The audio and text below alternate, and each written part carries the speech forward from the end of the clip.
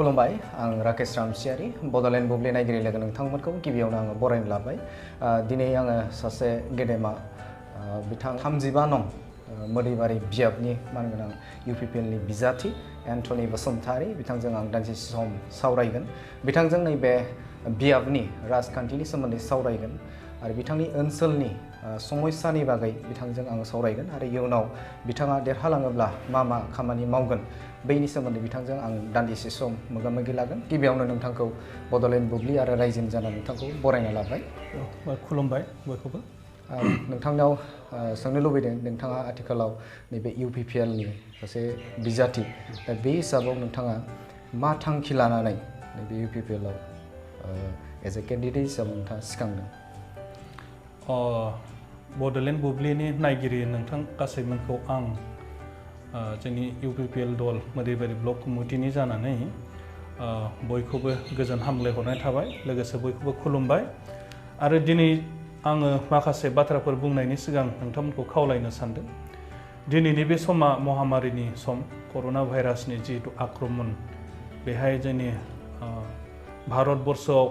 1 लाखनिबो बारा इनफेक्टेड जाहैबाय जोंनि आसामाव 500निबो बारा जाहैबाय दा बेखायनो जोङो गिनो गोनां सम जानानै फैदों दिनै जोंनि बाहेरायाव मावहैनाय कम्पानिफोराव मावहैनाय सेंग्रा सिख्लाफ्रा फैफिननाय लोगो लोगो बबेबा लामा ससेयाव बे बेरामा बिथांमोनखौ हमख्रबबोदों इनफेक्टेड जाबोदों दा बेनि थाखाय जोंनि आसामावबो बे बेमारा बारायगासिनो दं बेखायनो नोंथांमोनखौ आं खावलायदों जे भारत सरकार एबा आसाम सरकारा जि नियम निति नेमखान्थि होदों गाइडलाइन होदों बेबायदि गाइडलाइन बायदि थानो थाखाय नोंथांमोनखौ खावलायदों बाहेराव ओंखारबा मास्क गाननांगौ आखाइफोरखौ सेनिटाइज खालामनांगौ 5 मिनिट 10 मिनिटनि गेजेर गेजेर आखाइफोरखौ सुनांगौ खारन आखाइखौ सुयोब्ला जिहेतु जोङो आखाइजों बुस्थु बाहिनीफोर दाङो बे अब्ला इनफेक्टेड जानायनिफ्राय जों बासियो बेनिफ्राय जि जोमफोरखौबो जों सुबाय थानांगौ सानसेयाव खननै खनथाम जों हायोबा दुगैनांगौ दै गुदुंजों खुगाफोरखौ सुबाय थानांगौ मोखांफोरखौ जोङो साबोनफोरजों मोजां सुनांगौ जोङो आखाइ सुवालासेनो गावनि मोखां गन्थं खुगा मेगन जों दांनाङा आरो जोङो सुबुङारि डिस्टेन्स ससियेल डिस्टेन्स बेखौ जों फल' खालामथारनांगोन 1 मिटार नङा 2-3 मिटार गोजाननिफ्राय जोङो रायलायनांगोन आरो जों बेखिनिखौ जुदि मानिनानै सोलिनो हायोब्ला आरो पियरलि जों गावखौनो माने न'आव लकडाउन खालामनो हायोब्ला बे बेमारनिफ्राय जोंहा बासायनायनि बहुद लामा दं नाथाय जितु दा जोंनि न'खरनिनो सोद्रोमाफोर बाहेरानिफ्राय फैगासिनो दङ बिसोरखौबो जों नायनांगोन नायनायनि उनाव जों बिसोरखौ मुगैनाङा बिसोरखौ जों जोथोन लानांगोन आरो जों बुजायनांगोन जे बे बेमारनिफ्राय बासायनोब्ला जों साब सिखोन थानांगोन ससियेल डिस्टेन्स मेनटेन खालामनांगोन आरो बिथांमोना क्वारेन्टाइन सेन्टाराव थानांगोन दा बेखायनो बयखौबो जोंनि बिटिआर बासि रायजो राजाफोरजों लोगोसे जोंनि आसामनि जोंनि भारतनि रायजो राजाफोरखौ खावलायदों जों न'आव थादो गावखौ सेनिटाइज खालामदो आरो जोङो गावखौ बे बेमारनिफ्राय बासायनो थाखाय राहा लामाखौ लादो दा बिथां सोंनाय बायदि आं बेखौनो बुंनो सानदों इउपिपिएलआव फैनायनि उद्देश्य आरो इउपिपिएल नि सासे केन्डिडेट हिसाबै उनाव देरहालाङोब्ला मा मावगोन बिथाङा सोंदों दा मावनो गोनां जोंहा बिटिसिआव बहुद दङ स्पेसियेलि मोदैबारि समस्थियाव जोंहा बांसिन खामानि दङ दा जोंनि डेभेलपमेन्टनि पिक्सारा बा जौगानायनि पिक्सारा लामा दथायाव ओंखारो जोंहा मथा मथि 267 खन्ड गामिफोर दङ सुबा दा 267 गामियाव माने हमना लादो 267ता लामायानो दङ दा बिनिनो 15 बा 20ताल' लामाया मोजां एमजेएन रेगानि गोबाङानो खामानि जादोंमोन नाथाय 1 बोसोरावनो बे लामाया धंस जाना थाङो गामि फोनांजाब लामा लिं रुट बे लिं रुटआबो मथा मथि जोंहा 300सोनि बारा लामा दङ खन्ड सुबा बेबायदि लिं रुट लानाय अब्ला बै लामाफ्राबो माने दिनै मोजां कन्डिसननि नङा ब्लेक टपिं 2-3ल' दङ एन्टायर मोदैबारि समस्थियाव बेनिफ्राय सीसी ब्लकनि मात्र 10-15ताल' जों बेबायदि नुदों एन्टायर गामियाव सेन्ट ग्रेभेल गोबां दं नाथाय हाब्रुआ दा अखा हाबाय बांसिन हाब्रु जाबाय दा जोंनि बे रोड कमिउनिकेशना ओरैबायदि दुरबल ओरैबायदि गाज्रि कन्डिसन दा एक नम्बराव आङो सासे बिजाथि महरै सायख'जायोब्ला सेथि हाबायानो जाहैबाय लामाखौ बानायस्रांनानै होनाय गोबांथार स्केमफोर फैयो लामानि नाथाय जाख्ल'नायनि अनगायै बिथांमोना दिनै 19 बोसोर 15 बोसोर बिथांमोना जेबो मावाखै आरो मावदोंब्ला जोङो लामायावनो परिचय मोनगौमोन जे मोदैबारि समस्तिनि जौगाखांनायखौ बेनिफ्राय नैथियाव दङ साफा लोंग्रा दैनि प्रब्लेम प्राय मिनि पिएचसि दङ नाथाय दै ओंखारा जों बेफोरखौ रेक्टिफिकेसन खालामनांगोन आरो बबेयाव गैया बेखौ जिहेतु भारत सरकारा मोनसे साफा दै लोंनायनि मोनसे आसनि लाबाय दा बेनि गेजेरजों जों मावफुंलांनो हागोन होननानै जों रायजो राजाफोरखौ खोथा बाथ्रा होदों बिनि उनाव शिक्षानि मानदण्ड जोंनि मोदैबारियाव मोजां नंथारा स्कुलफोर भेन्सार बहुत दं दाबो जायाखै थांनाय बिपिएफ सरकारा बे स्कुलफोर प्रभिन्सियेलाइज खालामनांगौनि सायाव बिथांमोना जेबो गोसो लायासै इनिशिएटिभ लायासै बेखायनो जोंनि बिटिसि ओनसोलनि गोबां बर' मिडियाम स्कुलजों लोगोसे आसामिस बिजोंनि फरायसालिफोराबो थालांबाय बेखायनो जोंहा जिहेतु बिटिआरआव मोनसे सुक्ति दङ बे थालांनाय स्कुलफोरा बे सुक्तिनि गेजेरजों प्रभिन्सियेलाइज जानायनि दा बे जोंनि थाखाय मोनसे सुबिदा बेखायनो जों बिथांमोनखौबो खोथा होदों आरो उन्नत मानदण्डनि जों शिक्षा बेबस्था खालामगोन जा बिथां प्रमद सारनि दैदेननायाव 2006 मायथाइनिफ्राय मिशन क्वालिटी मोनसे मिशन दासिमबो सोलिगासिनो दं जों बेखौ कन्टिनिउसलि खालामगोन बिनि उनावहाय गोबांथार दङ सुबुङारि जेंनाफोर दङ रांखान्थियारि जेंना दङ खामानि मावनाय मोन्थायनि जेंना दङ MGNरेगा जब कार्डनि समस्या दं IY न'नि समस्या दं सोरबा बिधवा महिलाफोरनि समस्या दं बेबायदि गोबांथार समस्या दं बे समस्याखौ रायजो राजाफ्रा आंखौ सासे बिजाथि महरै दैथायहरोब्ला बेफोर माखासे खामानिफोरखौ 5 बोसोरनि गेजेराव मावफुंजोबनो हागोन होननानै आं मोनसे थिरांथा खालामदों जे नोंथाङा जिहेतु दा एज ए केन्डिडेट दा बेनि सिगां नोंथाङा मा बिबानाव दंमोन मा खामानि मावदों नोंथाङा आङो UPPLनि मोदैबारि ब्लकनि आफादगिरि बिबानाव दंमोन 5 बोसोर बिनिनो आंखौ एनादार मोनसे एडिशनेल चार्ज दंमोन भेरगाव डिस्ट्रिक्ट UPPLनि सासे सेक्रेटारि हिसाबै अन्यतम सेक्रेटारि हिसाबै आं दङमोन आं माने बे 5 बोसोरावहाय बोसोरथामा एडिशनेल सेक्रेटारि पस्ट लानानै ओमफ्राय मोदैबारि ब्लकनि आफादगिरि लानानै आं मावबोबाय थानो गोनां जादोंमोन सानसे समाव ओरैबायदि दुख खस्थनि गेजेराव जों मावबोनो गोनां जादोंमोन माने UPPLनि बिबानखौनो बयबो लानो नागिरा दायो जों नुबाय जिहेतु रायजो राजाफ्रा सोलायथाय लुबैदों परिबर्तन लुबैदों बेनिफ्राय जिहेतु बिटिआर सुक्ति मोनसे फैबाय बेहाय जोंहा सोमावसारनायनि बाथ्रा फैला दा जोंनो खामानिनि गेजेरजों सोमावसारनायखौ जोङो दिन्थिनांगौ दा बेखायनो बयबो लोब लोब दा जोंनि दलावहाय जगदान जाफैबाय दा खामानि मावग्राफ्रा गोबां जाबाय बेखौ जों नायोब्ला जों हिसाब किताब खालामोब्ला एबार फैबाय थानाय बिसायख'थियाव UPPL दला बिटिसि सरकार दागोना बे रोखा जाहैबाय दा बिपिएफआबो दाबि जनायबाय थादों बे एबाराव सरकारा जागोन होननानै दा नैबे UPPLआबो बे बाथ्राखौनो बुंबाय दङ दा गोलाव सम बाथ्राखौ जे एबाराव सरकाराव फैगोन होननानै नाथाय थांनाय जुदि रिजाल्टखौ नायोब्ला 2015आव जाखिनि PCDR दानानै मोनसे दोहौ मोनसे लाबोदोंमोन नाथाय बै PCDRआ जादिया नाथाय नैबे बिपिएफआ सरकार खुंबाय दा बे बेलायाव नैबे बेलायाबो बेनो जे 2020आव जिहेतु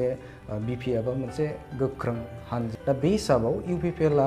सरकार दागोना बेसेबां पार्सेन्ट नोंथाङा सानो PCDRनि बाथ्राया बहुत बेहाय मोनसे गोहोम फैदोंमोन सरकार दानो हानाय बायदि मोनसे गोहोम फैदोंमोन नाथाय केन्डिडेट जेब्ला सिलेक्सन खालामदोंमोन बे केन्डिडेट नागिरग्राफोरनि गेजेराव आं एसे बै समाव हमदांनो हादोंमोन सोरबा गुबुननि सापर्टनि मानसि PCDRआव हाबफैनानै जास्ट केन्डिडेटनि थाखायल' फैदोंमोन आरो बै सुबुङा केन्डिडेट मोनाखैब्ला बिथाङा माने जोंनि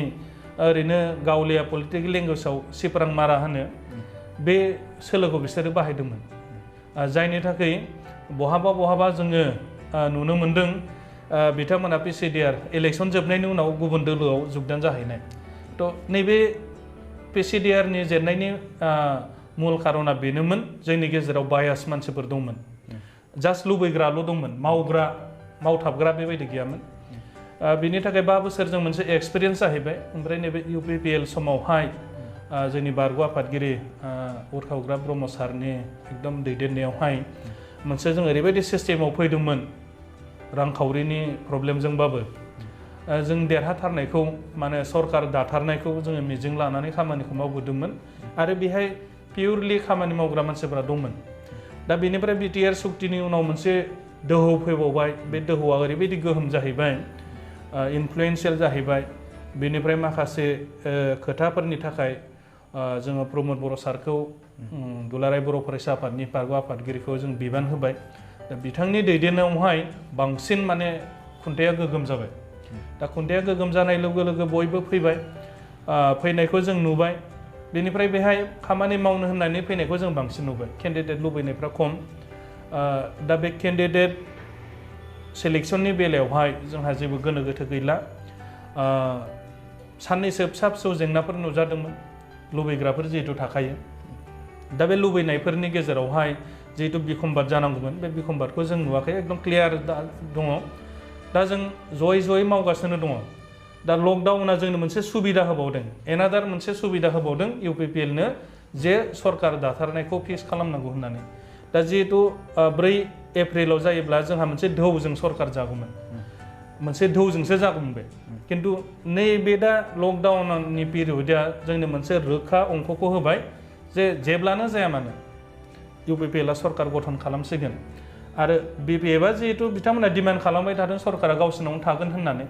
नाथाय मा पइन्टजों डिमान्ड खालामदों बेखौ जों दासिमबो हमनो हायाखै। हमनो हायैनि खारना जाहैबाय बिथांमोना डेभेलपमेन्ट इस्यु गैला। जोंनि मोदैबारि समस्तिनि बिजाथि बिथांमोननि एक्स एम जगदीश सरकार महोदया बुंदोंनो सोरनावबा आहा मानसिफोर बायनाया जोब्बाय, मानसिफोर बायनाया जोब्बाय। अब्ला बिथांमोना नायदो, गामिफ्राव हाबनानै बुंदों माने भटार्सफोरखौ बायनाया जोब्बाय, देरहानायनि बेसेबां नांगौ बेखौ बायखाजोब्बाय। किन्तु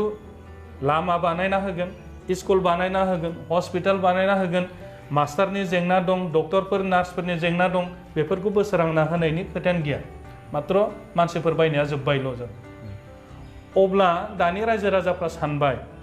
जों बायजाग्रा फानजाग्रा नामा? जोंथ' बेबायदि नङा। जोंथ' गावनि चइसआव सरकारखौ गभर्नमेन्टखौ दानो थाखाय जोङो भट होयो। दा बेखायनो बिथांमोना सानबाय, साननो हानाय जाहैबाय, जों मानो बायजाबाय थानो? जों सोरनिबा थाइसे थाइनै थाखाखौ लानोबानो बायजानो, आरो 19 बोसोर बिथांमोना जाख्ल'नायनि फैसाजों जों मानो बायजानो? बयहाबो मोनसे डिमान्ड थाबाय, बयहाबो मोनसे साननो हानाय गोहो थाबाय। थांनाय मैयानि ईद, गोथार ईद, माइन'रिटि मानसिफोरनो बिथांमोना लङि गांसे गांसे, सारि गांसे गांसे रानना होदों। किन्तु ओरैबायदि ल' क्वालिटि, ओरैबायदि डेमेज जानाय क्वालिटि, माने जायफोरनो रानना होदों बिथांमोनाबो सेटिसफाइड नङा। ईदनि नामाव रानना होदों, जोङो किन्तु साननि सिगां गम मोन्दोंमोन सोरनि न'आव आनलड खालामदों। जोङो पुलिसफोर लगायनानै हमनो हागौमोन। नाथाय जिहेतु इलिगेलि माइरं राननो नागिरनायखौ प्रमद बर' सारा बादा खालामदोंमोन मिडियानि गेजेरजों। दा नैबेखौ हमहैयोब्ला बिथांमोना माइन'रिटि बिदा फंबायफोरखौहाय बुंगौमोन जे इउपिपिएलनि थाखाय जों राननो हायासै। दा बेखायनो रानथों, जों राननो होबाय। दा मोजां बुस्थुथ' रान। दा गानजायै, क्वालिटि गैयै, माबा दाग नांनायनो, गेजेराव जिनायनो अनेक गाज्रि बुस्थुमोन। दा पाब्लिकफ्रा फ्राय लायाखै, मेम्बारफोरनि माबायावनो दङ, बारग' मेम्बारफोरनि आखायावनो दङ। दा जों बेबायदि खोनादों। दा बेखायनो बिथांमोना जे सोलो बाहाया मानो, दा बे सोलोआ बिसिनाव खामानि होला। दा बे सप्तासे सिगां जोंनि बारग' चिफ एक्जिकिउटिभ मेम्बार बिथां हाग्रामा महिलारिया फैदोंमोन, नाथाय 5 मिनिट 10 मिनिटबो जिरायथेरनो हायाखै। मानो? दा प्रश्नफ्रा बेफोर आरो बिथाङा गावखौनो एडजास्ट खालामनो हायाखै। आनअफिसियेल चिफ, नाथाय खारखुमा फैनो गोनां जादों। जुदि मोजां मावनायमोनब्ला रायजो राजाफोरजों खुला मेला रायलायना थांगोन। खारन दिनै रायजो राजाफ्रा जमा जानाय लोगो लोगो सोंगोन, नोंथाङा बै लामाखौ मानो बानायना होआखै? नोंथांनि मानसिफोरा मानो आइवाइ न'खौ कमप्लिट खालामना होआखै? जब कार्डनि फैसाखौ मानो जोंनिफ्राय जाखुमादों? बेबायदि अनेक प्रश्ननि सन्मुखीन जागोन। बेखायनो बिथाङा थाखुमा खारखुमा फैदों आरो। दा बेयावहाय बे केम्पेइन समावहाय रायजो राजाफोरखौ लोगो हमनो फैनाय समावबो खारखुमा नाङोब्ला अब्ला जोंहा बुंनो गोनां गैला बिथांमोननि डिमान्डआ जास्ट दैयाव थांखासिगोन आरो सोरबा सोरबा बे जोंनि मोदिबारि समस्तिनि BPF हान्जानि दैदेनगिरिफ्रा जगाजग खालामगासिनो दङ जइन जानो दा बेहाय जों मोनसे लिस्ट खालामगासिनो दङ जों प्राइमारि वाइसआव जइन खालामहोसिगोन जिहेतु जोङो ससियेल डिस्टेन्सखौ जों मानिनांगोन जिहेतु दा लकडाउननि गाइडलाइन्सआव साबानि गोजौआव जों जिरायथुमलायनो हाया जों बेफोरखौ फल' खालामगासिनो दं बेबायदिनो जों प्राइमारिफोरखौ अर्डार होदों सोर फैनो कन्टेक्ट खालामगासिनो दं जोंजोंबो खालामदों डिस्ट्रिक्टजोंबो खालामगासिनो दङ दा बेखायनो जों साबायै सानसेयाव प्राइमारि मोनसेयाव साबायै जों जइन खालामनाय बेबस्थाखौ जों खालामगासिनो दं आरो भेरि सर्टलि बहुत लार्ज स्केलाव जइन जागोन माने मानसिफ्रा नोंथांमोनाव जिहेतु सासे EM दङ बारग' EM दा बे हिसाबाव नोंथांनि समस्तियाव नोंथांजों जुजिनो हानाय सोर दङ नोंथांजों कन्टेस्टआ सोरजों जागोन दायो 4 तारिख एप्रिलावहाय इलेक्सना जामारदोंमोनब्ला बर्तमान एक्स EM जगदीश सरकार बिथाङा नैथि पजिशनाव थागौमोन दा जुन मासावनो जा बा सेप्तेम्बर अक्ट'बरावनो जा बिथाङा 3 नम्बर बा 4 नम्बराव थांगोन खारन BJPआ मोनसे सेकेन्ड पजिशनाव फैनायनि अंकआ बिसोरा जाबाय बिसोरो जोंखौबो देरहानो नाजाबाय थादों किन्तु बिसोरा हाजोबनाय नङा खारन बिसोरनि अंकफ्रा मिलायजोबाखै जोंहा मोनसे गोग्गो भट थाखाबाय बेनिफ्राय गोजौआव सरकारा दागोन UPPLआ आजिखालि बेखौबो नाहरो रायजो राजाफ्रा ससियेल मिडियायाव मोनबाय थादों वेब मिडियायाव मोनदों WhatsAppआव मोनदों फेसबुकआव मोनदों दा बिथांमोना नुदों जे UPPLआ प्रमद बर'नि दैदेननायाव सरकार दागोन अब्ला बेहाय जोङो रुलिं गभर्नमेन्टनि MCLA मोनोब्ला सुबिदासिन होननानै फ्राय जेनेरेल मानसिफ्राबो माइनरिटि मानसिफ्राबो आरो अफकर्स जोंनि बेंगलि भाइफ्राबो more than 60% UPPL जों सापर्टआव दङ दा जोंनि बर'फ्राथ' दंखायो बेखौ मेनसन खालामनो गोनां गैला बेनिफ्राय खाथि खालानि मानसिफ्रा आं केन्डिडेट हिसाबै आंनि ओनसोलनि मानसिफ्रा आंजोंनो दङ सानफ्रामबो बिथांमोना फैयो रायलायफैयो कुनु दिन जोंहा बेबायदि केन्डिडेट मोनाखैमोन MCLA जानो हानाय लकेल केन्डिडेट बेखायनो जोङो न' खाथि हिसाबै जों नोंजोंनो दङ जों गुबुन दलाव थाबाबो जों नोंनो भट होगोन आरो मोनसे बृहद एरियानिफ्राय सासेल' केन्डिडेट जाना दं माखासे केन्डिडेटफ्रा न' खाथि गोजा बेहाय सेलाय बेलाय जालायदों बिसोरा थ' बै ओनसोलनि आंनि गामि खाथिनि ओनसोलनि मानसिफ्रा बयबो होजोबबाबो आं थांखायो बिदिनो जोंहा मोदैबारिया बहुत मोजां रेकर्ड भगतपाराया जोंहा बहुत मोजां रेकर्ड बेनिफ्राय कालाइगावनि सानजा पार्ट निस कालाइगाव होनो नाप्तिपारा होनो बे मोननै प्राइमारियाबो जोंहा बहुत मोजां रेकर्ड बेनिफ्राय आंजों नांजाबनाय मोनब्रै मोनबा माबा दङ बे टंला प्राइमारियाबो बेबायदि हिसाबै देरहानायनि अंकआ क्लियार जाना दंखायो सेथि पजिशना जों UPPLआ मोनगोन नैथिया BJPआ मोनगोन थामथिया हय BPFनि बिजाथि नङाबा AIUDFनि बिजाथि जानो हागौ बै जुन मासाव जायोब्ला बा इयुनाव जायोब्ला दा दिनै गाबोन एक्स EMखौ बयबो रागा जोंना दङ मानसिया खैराबारिनि बाहेरनि समस्तिखौ मोजां नायथाराखै आं दहायनो बुंलांखांबाय लामानि समस्याया ओरैबायदि गाज्रि दा 98% लामायानो बिथांमोना मावाखै मावदोंबाबो जाख्ल'नायनि अनगायै जेबो खालामाखै थ' बेखायनो रायजो राजाफ्रा बिथांनि सायाव मोनसे रागा जोंना दं नाथाय बिथाङा फैसा बिलाइगासिनो दं जोङो मिन्थियो हरनि 12टा 1टायाव माने थांनानै सिखाव बायदि फैसा बिलाइहैनायखौ दा बिथांनिफ्राय फैसा जाख्ल'नो थाखायसो रायजोफ्रा बिथांजों थाफानानै दङ बे मोनसे फर्मुला बाहायदों रायजो राजाफ्रा दा बिथाङा गिदोंबोनो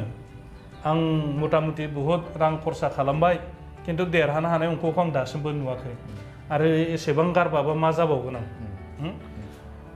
15 बोसोराव खामायनाया आंहा जोबजोबगोन बेबायदिबो मोनसे बिथाङा गिनाय फोरमायदों गावनि मावथिफोरनि सिगाङाव आरो बिथांनि मावथिफोरनि गेजेरावनो जोंनि मावथिफोर दङ दा बेखायनो जोङो बिथांमोना मा सावरायो बेखौ जों मोनबाय थायो बिथांमोना जोंनि गेजेराव सोनो नागिरदों नाथाय जों माखासे सावरायोब्ला जोङो खोब सिनसियारलि सावरायो आरो बे पलिसि मेकिंआ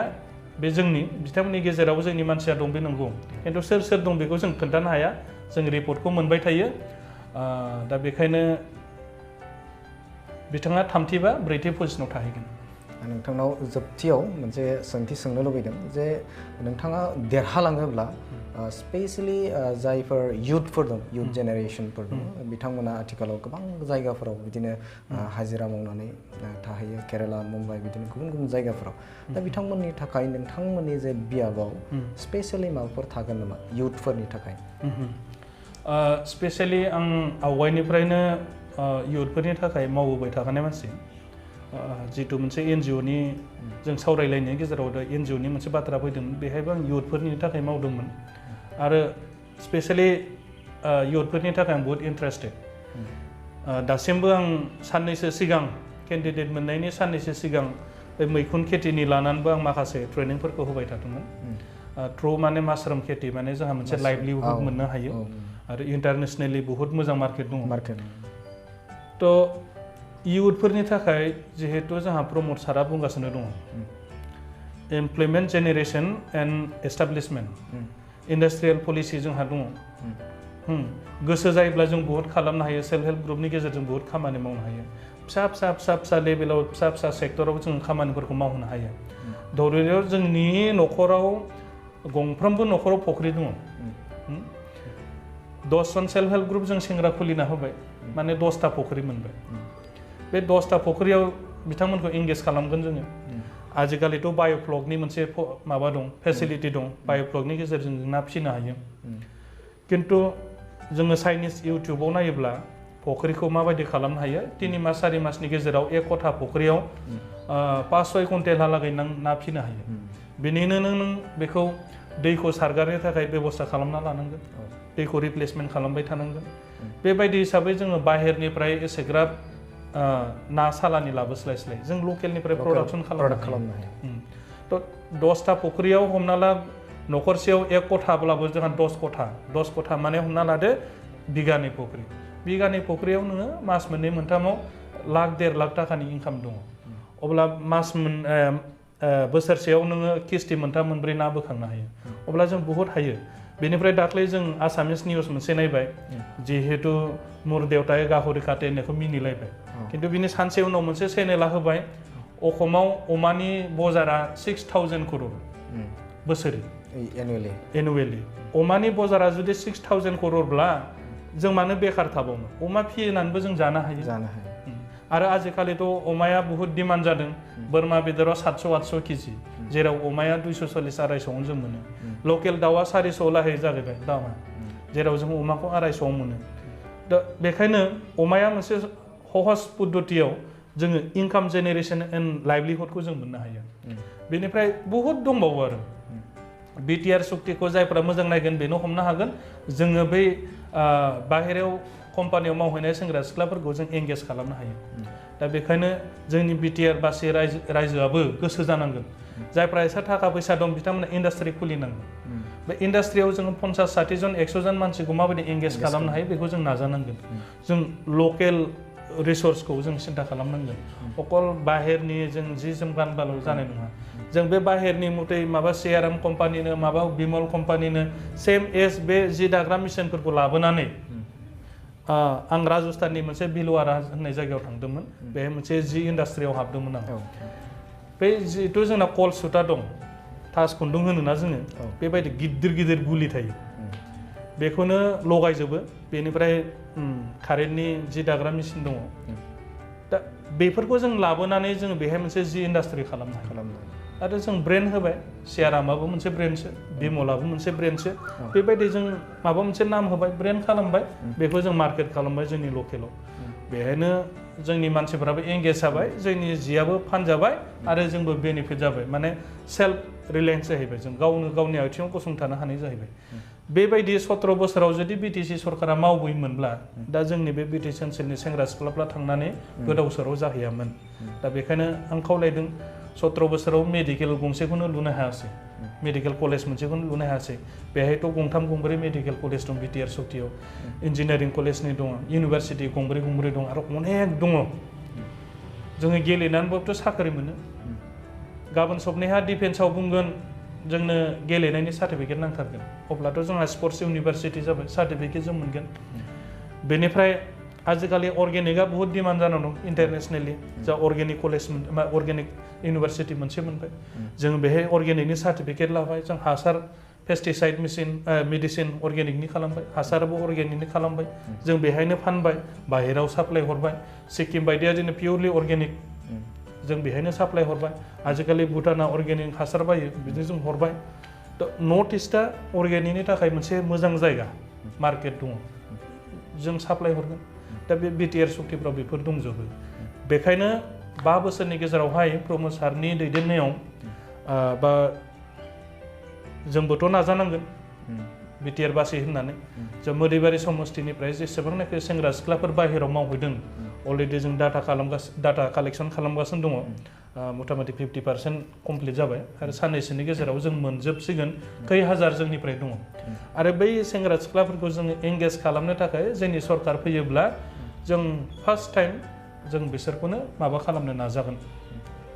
बेनिफ्राय हिक्खा दिक्खा जोंहा न'खरफ्रामबो फरायनाय दं उनावहाय बे डिस्ट्रिक्ट रिअर्गेनाइजेसन कमिटिया जायोब्ला जोंहाथ' 9खान डिस्ट्रिक्टनि खोथा दङ दा 2ल'सो दङ एडिसनेल 2 डिस्ट्रिक्ट फैबावगोन बेहायथ' गोबांथार साख्रिफोर नांगोन दा जों समस्ति वाइसआव साख्रिफोरखौ होनो हायो नामा बेनिबो जों दानिफ्रायनो खामानि मावलांबाय थादों बेखायनो फैबाय थानाय समावहाय जों माबायदि सेंग्रा सिख्लाफोरखौ एंगेजमेन्ट खालामगोन बा प्लेसमेन्ट खालामगोन बिनि थाखाय जोंहा मोजां सिन्ताधारा दंखायो आरो जोंनि इलेक्सन मेनिफेस्ट'आव गोबांथार लिरनाय दङ दा बेखायनो जों मावनायनि गोसो दं आरो मावनानै दिन्थिगोन आरो दा बेखौनो आं खावलायदों रायजो राजाफोरखौ जे फैबाय थानाय इलेक्सनाव जोंनि इउपिपिएल दलखौ सरकार दानो मोनसे सुजुग होयो मोनसे सुबिदा होयो आं बयखौबो माने जोंनि बिटिआर बासि रायजो राजाफोरखौ खावलायबाय नैबे समाव नोंथाङा जोंनो बड'लेण्ड बुब्लिनो माखासे नोंथांनि बेसेन गोसा समखौ जोंनो होबाय नोंथाङा इयुननि समाव जेथिया इलेक्सन जायो अब्ला नोंथाङा देरहालांथो जों बे जोंनि चेनेलनिफ्राय नोंथांखौ हामलायथि बावबाय नैबे समाव नोंथांखौ नोंथांनि बेसेन गोसा समखौ होनायनि थाखाय साबायखर